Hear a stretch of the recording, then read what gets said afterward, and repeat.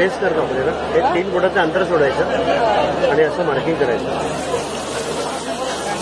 वरचं मार्किंग आलं ते मार्किंग खाली आलं. मार्किंग यासाठी केलं आहे की या गोलाच्या आतमध्ये 3 रंग टाकायचे. पहिला रंग त्या मार्किंगवर टाकला. दुसरा रंग टाकताना आधीच्या रंगांमध्ये थोडंसं त्याला मिक्स करून टाकलं.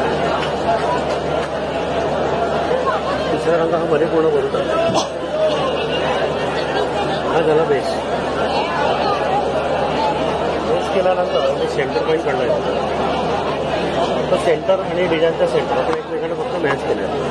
आता जाळीवरती पांढरा, पिवळा आणि पोपटी हे रंग फिक्स आहेत. डिझाईन कोणताही असलं तरी लाईट कलर असल्यामुळे हे बेसला वापरायचे नाही. सुरुवातीला हिरवा रंग मी बाहेर फिरवला.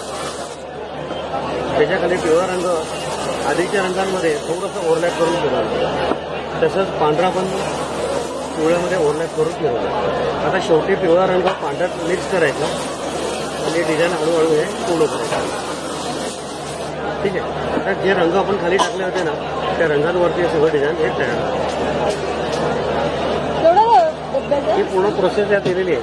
रंग कोणती खाली टाक